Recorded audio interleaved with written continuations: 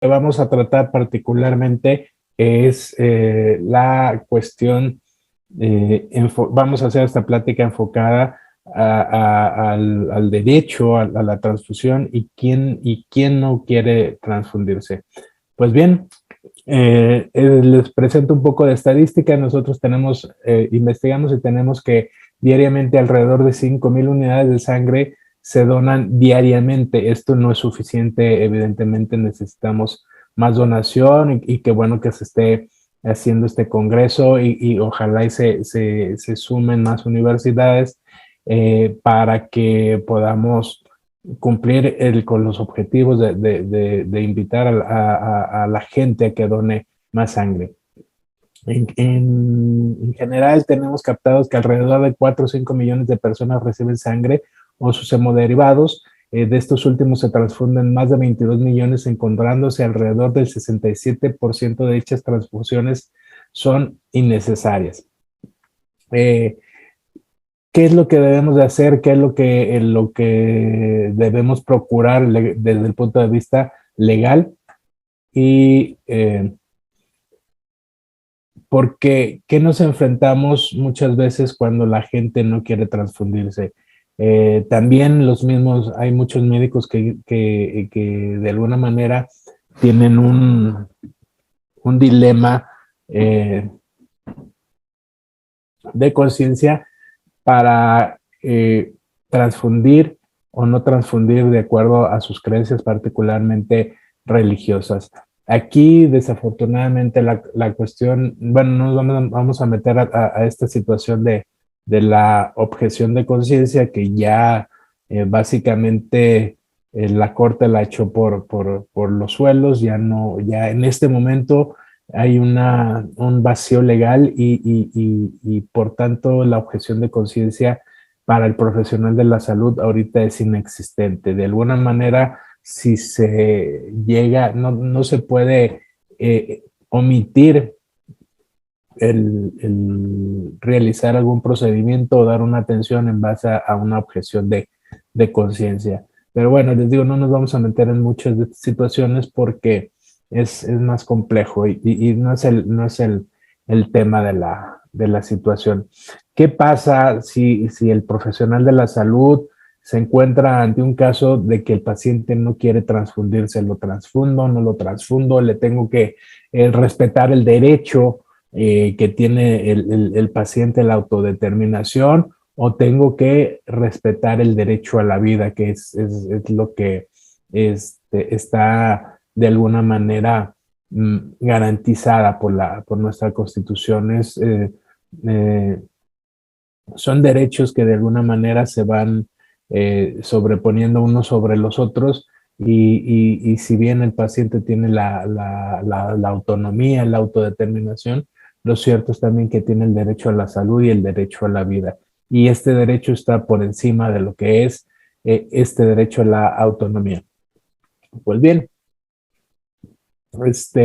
tenemos que precisamente por esta situación de creencia religiosa nos encontramos muchas veces que hay pacientes precisamente por estas creencias que no permiten las transfusiones, no permiten ni la aplicación de ningún hemodiderivado, perdón, y esto, a final de cuentas, puede traer riesgos para los profesionales de la salud porque se encuentran en este dilema que ya les venía platicando, pero tienen que hacerlo.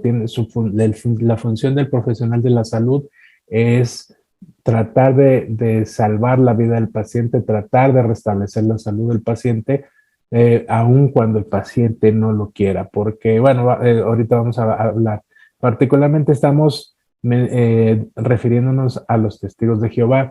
Ellos son los que más restricciones tienen o más reacios son a que se les realice alguna transfusión o algún tipo de aplicación de hemoderivados. Estos son sus fundamentos desde el punto de vista religioso. Son algunas eh, frases que están en sus lineamientos y evidentemente esto es lo que no permite que por estas razones más bien no permiten ellos de alguna manera que se les aplique la sangre a sus hemoderivados.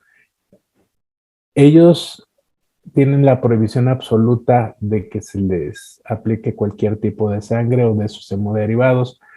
Ellos piensan y creen que por la fe van a restablecer su salud. Y sabemos que en muchas ocasiones es necesario la aplicación de la sangre para poder salvar la vida del paciente. Y en otras ocasiones es urgente que se apliquen este tipo de, de métodos para restablecer la salud del paciente. Ahora bien, el paciente tiene el derecho a negarse a una transfusión. Aquí hay que ver desde dos puntos de vista. Una, tendrá el derecho a oponerse, pero no tiene el derecho a, en este caso, poner en riesgo al profesional de la salud. Muchas veces ellos plantean que tienen alternativas, pero estas alternativas muchas veces no se tienen en los hospitales, particularmente el sector público. Sabemos que hay una carencia de insumos, de materiales en los hospitales, particularmente que son públicos, y definitivamente estas alternativas no se le pueden ofrecer. Y en muchas ocasiones, a lo largo de mi vida profesional, yo he hablado con muchos médicos y me dice que la mayoría de las ocasiones que está en peligro la vida del paciente y es necesario la aplicación, la transfusión sanguínea o la transfusión de algún hemoderivado, es imposible utilizar alguna alternativa. Entonces, aquí, ante esta disyuntiva, obviamente, el médico tiene una función de garante. ¿Qué es esta función de garante? Como profesional de la salud, está obligado a tratar de restablecerla. No está obligado a garantizar la salud, no está obligado a obtener resultados favorables, pero sí está obligado a poner todo lo que esté en sí para tratar de restablecerla. Esto es lo que se llama obligación de medios y no de resultados. ¿A qué me refiero con esto? Precisamente a lo que ya les comentaba. No está el médico, el profesional de la salud, no está obligado a restablecer la salud del paciente o a curarlo, en otras palabras. Lo que sí está obligado es poner todo a disposición del paciente para que esta salud se pueda restablecer. Es decir, yo tengo que utilizar todos los tratamientos médicos, todos los apoyos diagnósticos, todas las terapéuticas para tratar de restablecer la salud del paciente.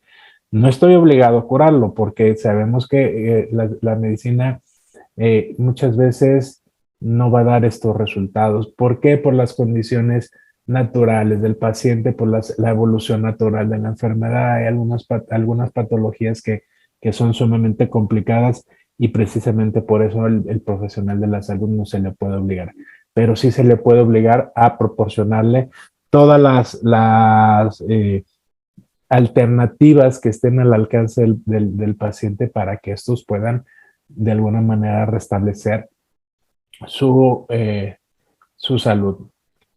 Como sabemos y como ya les había platicado, la sangre es vital en muchas de las ocasiones, es sumamente importante, muchas veces es indispensable que se tenga que hacer una transfusión, pero muchas veces los pacientes no quieren hacerlo.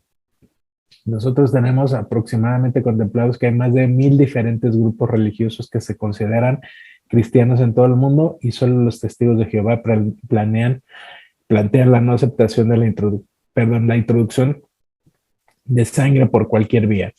Incluso ya llegan, evidentemente por estas creencias y por esta situación, llegan a los hospitales ya con un manifiesto, esto es, con un escrito donde prácticamente dejan sin responsabilidad al profesional de la salud y con esos quieren exonerarlos y aparte es la oposición franca y la oposición por escrito para que se les aplique sangre, pero vamos a ver si estos consentimientos de alguna manera o estos manifiestos que ellos le llaman tienen sustento legal o nos pueden servir a nosotros para evitarnos alguna responsabilidad profesional. Estas son algunas de las alternativas que proponen los testigos de Jehová, que es la albúmina humana, la gamma-globulina, perdón, o preparaciones antihemofílicas, dextran, vinilpirrolidón, colágeno de la vejiga del esturión, levadura, amigen, ácidos epsilón, aminocaproico y trenazacmámico, de esmopresina y eritropoyetina, soluciones salina de Harman, hidroxitilamidón, aprotetina, estrógenos conjugados, perfluoroquímicos, hierro, celulosa, etc. Pero, insisto, yo me he dado la tarea de preguntar, no he hecho una investigación exhausta desde el punto de vista científico, sino he hecho una experimentación empírica con todos los médicos que he tenido la oportunidad de platicar y les he preguntado que si muchas veces con estas alternativas se puede solucionar el problema del paciente. La mayoría he coincidido que cuando es necesaria la transfusión se tiene que hacer. Entonces, esta es la disyuntiva que les he venido platicando, en el cual se van a enfrentar ustedes los profesionales de la salud. Aquí hay una situación, tenemos que nuestra Constitución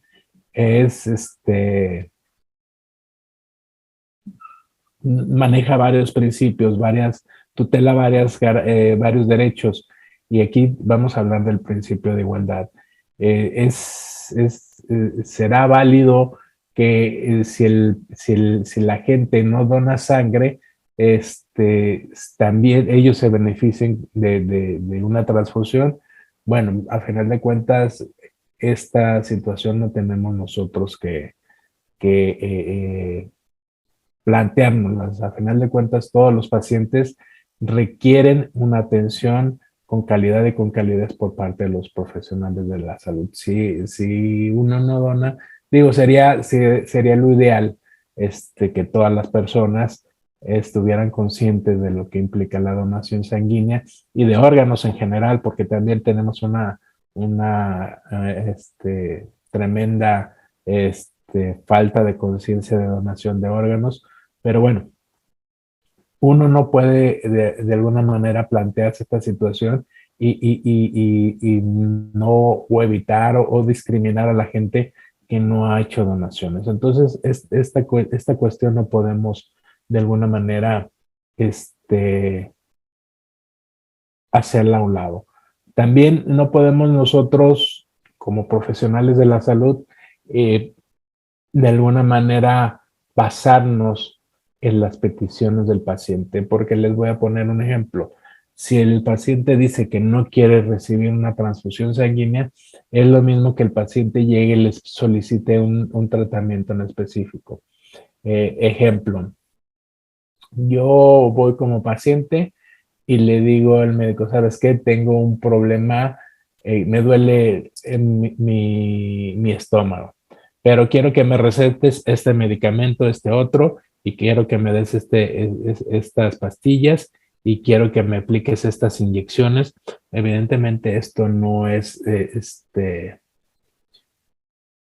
posible, porque quien determina el tratamiento del paciente es el profesional de la salud, es el que estudió, es el que se preparó, es el que tiene los conocimientos para tratar de resolver el problema de la salud del paciente. No es el paciente que debe de determinar el tratamiento, porque el paciente pues no sabe. Es el problema que tenemos también. Tenemos un problema muy serio en México, que es la automedicación. Ya muchos problemas médicos legales se dan porque el paciente, antes de acudir con el profesional de la salud, ya se automedicó, ya enmascaró cuadros, ya provocó reacciones a su organismo que cuando llega con el médico muchas veces puede desencadenar en consecuencias no deseadas, y esto se la van a cargar al profesional de la salud. Pero bueno, este es una de las situaciones por las que la Constitución Política de los Estados Unidos Mexicanos, los artículos 2, 9, 23, 32, 55 y 469 de la Ley General de Salud, los artículos 6, 23, 24, 1910 y 1916 del Código Civil Federal, así como los artículos 15, 228, 229, 288 y 303 del Código Penal Federal. Ahorita vamos a hablar un poquito de ellos, no nos vamos a meter a todos estos porque realmente es muy complicado y es muy imposible. Ahora bien, la Declaración Universal de los Derechos Humanos nos establece que en su artículo primero que todo individuo tiene derecho a la vida. Como les decía, asimismo, en la Constitución vienen plasmados los derechos y algunos derechos van a ser preferentes sobre otros. Y el derecho a la salud también nos lo contempla el artículo 4 constitucional, donde nos habla que toda persona tiene derecho a la protección a la salud.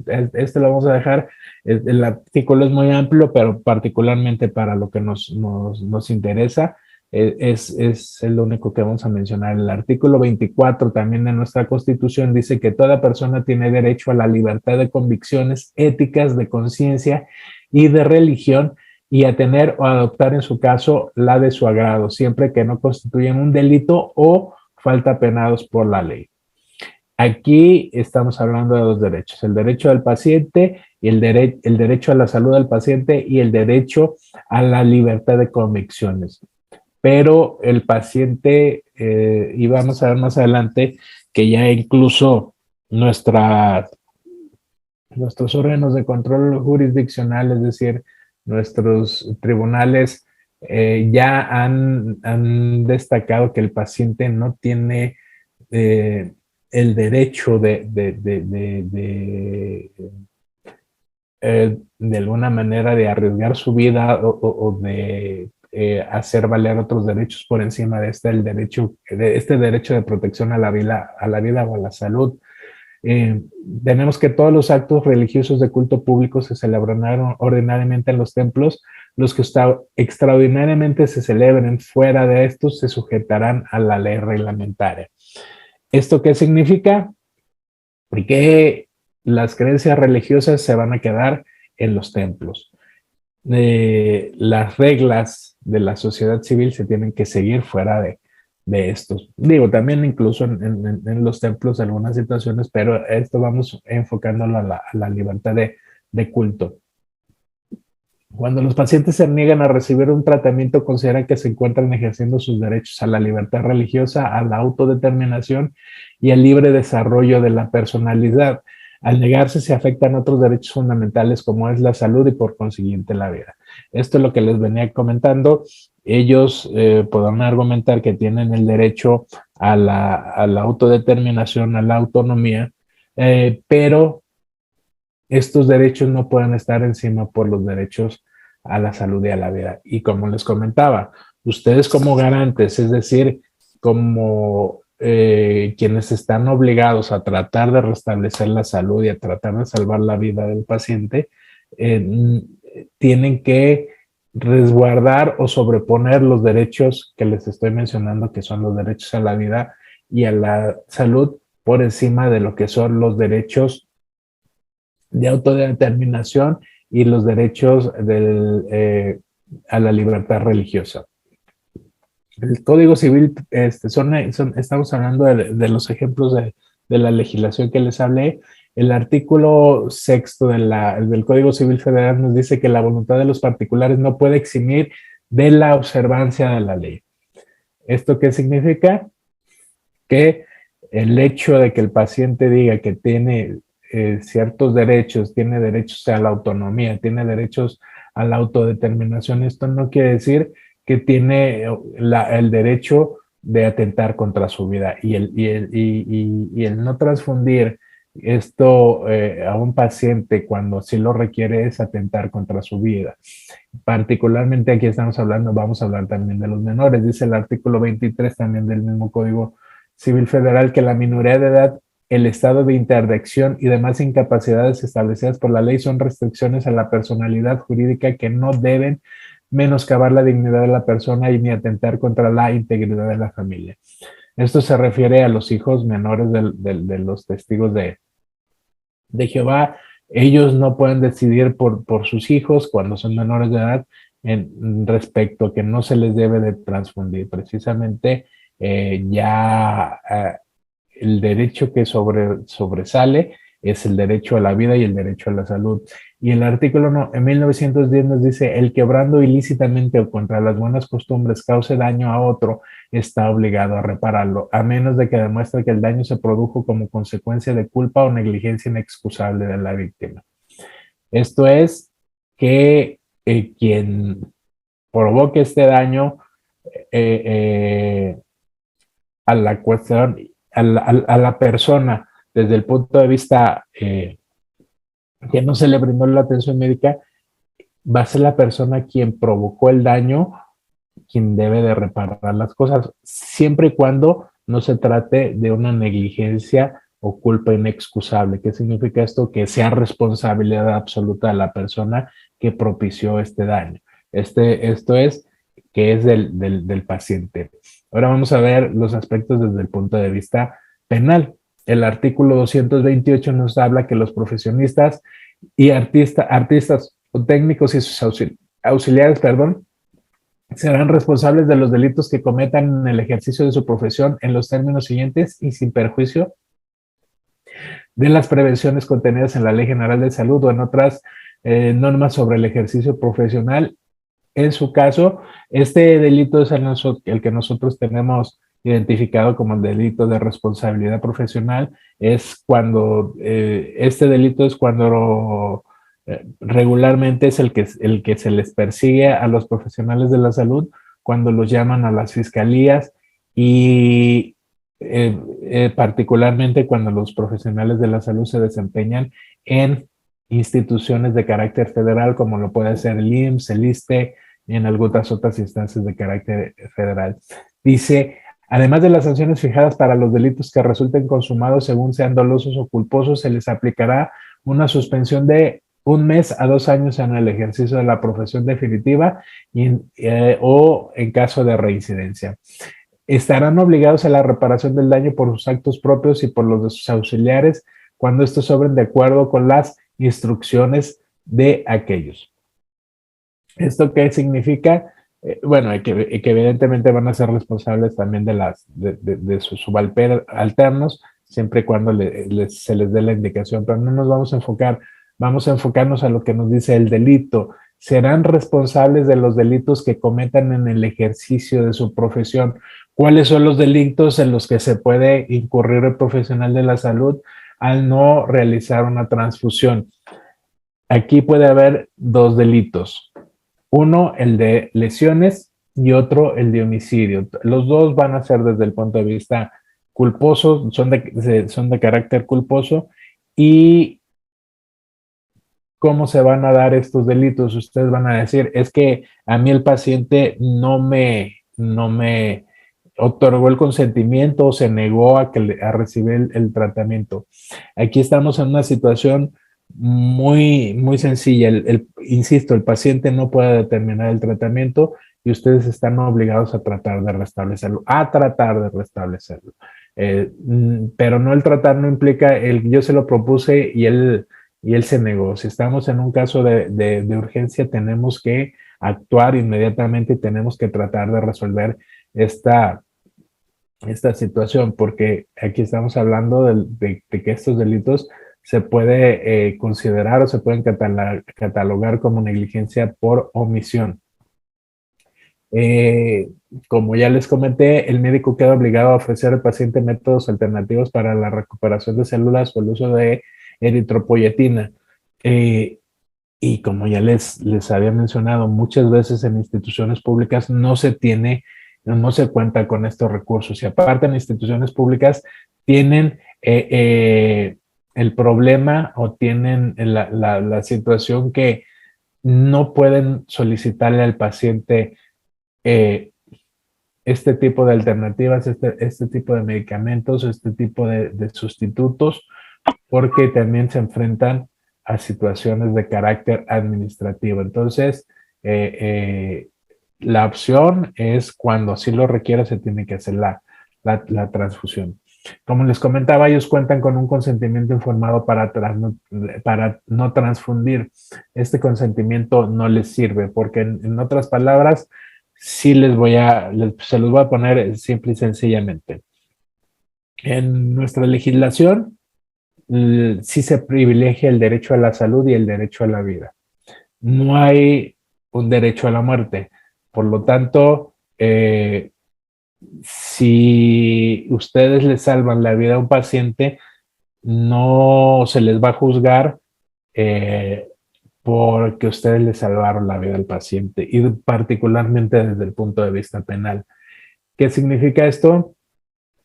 Que si a ustedes, aún si es un consentimiento del paciente, le llegan a transfundir sangre o algún hemodiderivado, el paciente se recupera. En la legislación no existe el delito de salvar la vida. Sin embargo, sí existe el delito de homicidio, aunque sea culposo. Entonces, por eso les comentaba. Aparte, ya la Corte se ha pronunciado en este sentido, y ahorita vamos a platicar. Tenemos muy poquito tiempo, pero vamos a tratar de platicar sobre lo que es esta situación de la resolución de la Corte. Nos vamos, nos vamos a ir para que tengan ustedes una idea de cómo ha resuelto la Corte este tipo de situaciones.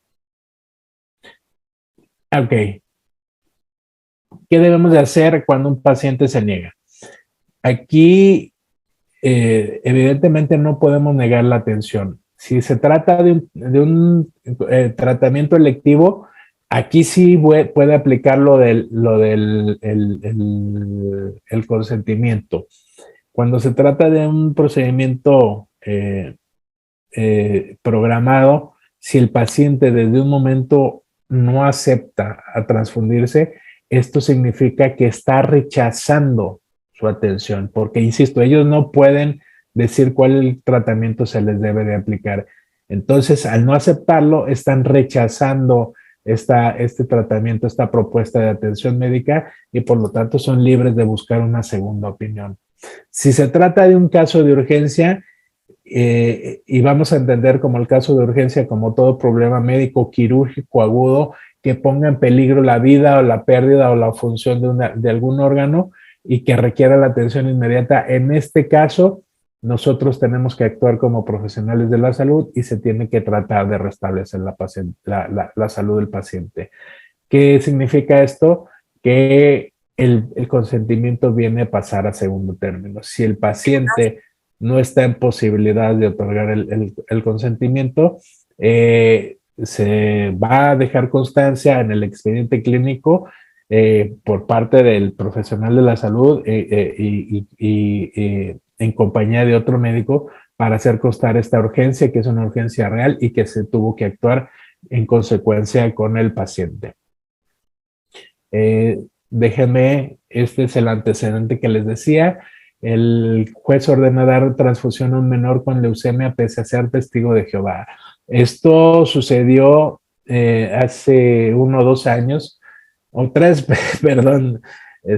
Ya tiene ratito, donde los padres de una menor de edad se negaban a que se le transfundiera y se le hacían transfusiones a esta menor de edad, y se determinó que pues la condición de salud necesitaba o meritaba la transfusión, y que los padres no podían de ninguna manera decidir por la paciente, y sobre todo no podían exponerla a riesgos innecesarios. Entonces, ya se ha resuelto por parte de los tribunales que los testigos de Jehová tendrán su derecho a la autodeterminación, a la autonomía, pero tampoco están de alguna manera, no pueden decidir sobre sus familiares, particularmente sobre sus familiares menores de edad, y estamos hablando de un caso de urgencia. El médico tiene que sobreponer los derechos que son los derechos a la vida y a la salud antes que el derecho a esta determinación o al derecho a la libertad religiosa.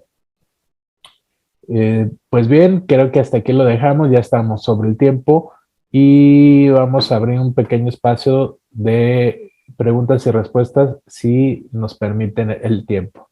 Muchas gracias a todos, buenos días.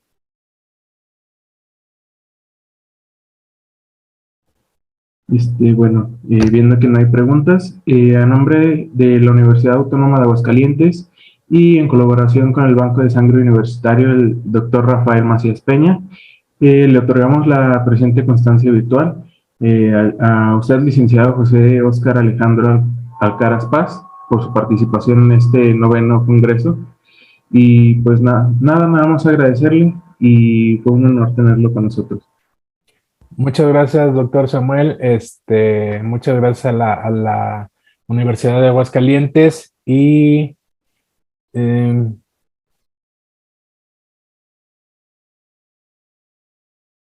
muy amable por la invitación al Banco de Sangre también. Estaba viendo una pregunta, doctor, si me permite. Adelante. Dice que la objeción de conciencia ya no es válida prácticamente. Entonces, por ejemplo, un médico testigo de Jehová tendría que transfundir contra sus creencias. En estos momentos, sí, doctora. Porque ya la Corte invalidó el artículo 10 transitorio de la Ley General de Salud, que es donde nos hablaba de la objeción de conciencia. ¿Y por qué hablo de este momento? ¿Y por qué hablo de un vacío jurídico? Porque si bien la Corte invalidó este artículo que nos hablaba de la objeción de conciencia, lo cierto es que también determinó que se tiene que regular. Entonces, incluso instruyó al legislativo para que de alguna manera establecieran los lineamientos para ejercer esta objeción de conciencia. Así pues, en tanto no hayan estos lineamientos, no haya estos, de alguna manera, criterios que establezcan particularmente cómo se va a ejercer este derecho de objeción de conciencia, se tiene que estar por encima de se tiene que evitar pues escudarse o argumentar esta objeción de conciencia, porque se tiene que hacer el tratamiento que requiere el paciente. En este caso, la transfusión. Estamos hablando en el caso de los médicos y esto surge a raíz de la cuestión también del aborto. Los médicos muchas veces, y donde más se aplicaba la objeción de conciencia era particularmente en estos casos de aborto. Ahora todos los médicos tienen que de alguna manera realizarlos cuando sí se les solicite, cuando sea el caso, porque ya ahorita es inválida la situación de la objeción de conciencia, insisto, en tanto no se emitan, no se legislen los lineamientos para tal efecto. Espero que haya quedado clara la respuesta. Ahora sí, muchas gracias, doctor Samuel Aguilar. Muchas gracias a todos los presentes. Gracias a la Universidad de Aguascalientes. Gracias al Banco de Sangre por esta invitación. Espero que haya sido de utilidad y de su interés. Y estamos para servirles. Gracias, muy buenos días.